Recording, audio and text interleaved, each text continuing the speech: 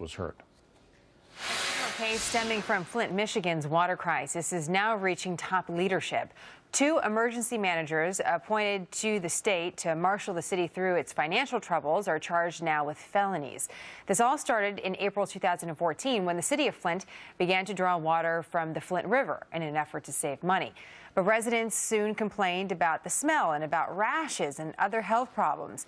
In January 2015, Detroit offered Flint the chance to reconnect to its water system. Flint leaders said no. September 2015, doctors urged the city to stop using the river water after finding high levels of lead in children. 5 days later, Michigan Governor Rick Snyder pledged action, the first time the state acknowledged a problem. January of this year, Governor Snyder declared a state of emergency, and the National Guard started handing out water and filters. This month, researchers report improvement, but residents are continuing to use those filters. And yesterday, Michigan's Attorney General said he's going to file criminal charges against those emergency managers, saying they put cost savings ahead of public health. The tragedy that we know as the Flint water crisis did not occur by accident. No. Flint was a casualty of arrogance, disdain, and a failure of management, an absence of accountability, shirking responsibility. We will proceed to deliver justice and hold those accountable who broke the law. Period. A legal panel, Yodit Tewolde, former prosecutor and criminal defense attorney, Carrie Salage, former Bronx assistant DA, criminal defense attorney, and member of the Nassau County, New York legislature. It's great to have you both. Felony, though, Yodit, what do you need to charge somebody with a felony? Well, intent. And here, the most critical charge that these two emergency managers are facing is the false pretenses, and that is the mischaracterization of a fact in order to acquire money or property. So was their intent to acquire money? According to what we know, these two emergency managers obtained some sort of bond with the understanding that we were going to use this money for a cleanup, when really they were using that money to support this new pipeline. Intent.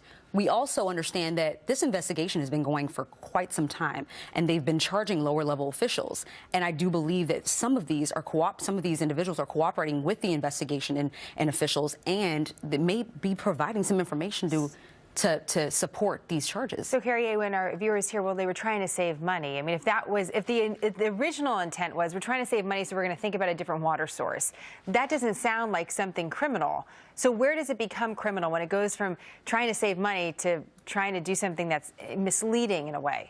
There's an expression, you buy cheap, you buy twice.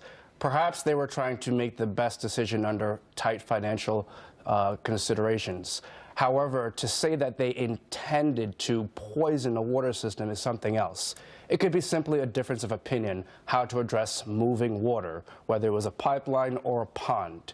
Perhaps that could be an adequate defense here. But to actually say that they had the intent to poison is such a very high level of a mens rea that is very difficult to prove in a court of law. That's what I'm curious about, Yodit. What about, I mean, if they had something that said they didn't care that people were getting poisoned and that they were saving money, is that what a prosecutor needs to show that they're guilty of these charges? Let's look at the circumstantial evidence, okay? We also don't know, again, what these lower officials who are also charged are saying and how they're cooperating with the investigation. But when you continue to make decisions, when you know that this water is full of lead, you had one of the emergency managers overrule a vote of 7-1 by city council members saying that they wanted to stop using the river water and continue, or at least reconnect with the Detroit water source. When you overruled that, after the EPA found dangerous levels of lead in the water that pretty much render the water hazardous waste, how can you not think that that's criminal? So what about it goes beyond poor judgment. What do you think, Carrie? And that's a valid point. However, perhaps they were relying upon information that showed that the new water source could support the city.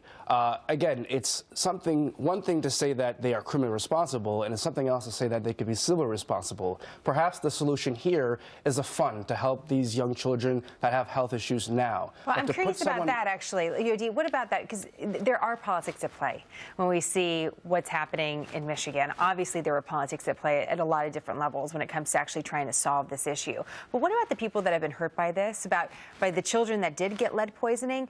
What about the legal repercussions for them? How do they get justice? I mean, look, it's so sad and horrendous to think about the lifelong effects these kids are now going to have to deal with. So, yes, they're going to go to civil court, okay, and try to get some sort of financial award. But what can that really do for someone who's going to have to deal with lifelong? Once you have lead in your system, there's no getting rid of it. But what could someone being held in prison do for these health issues?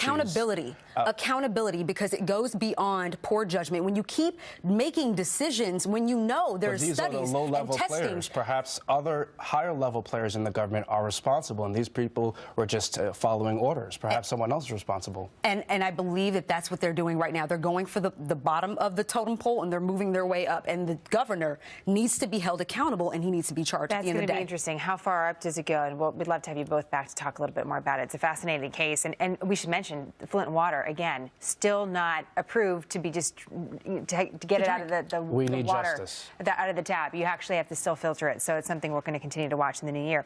Yodit Tewolde, great to have you. Thank you. Thank you. John?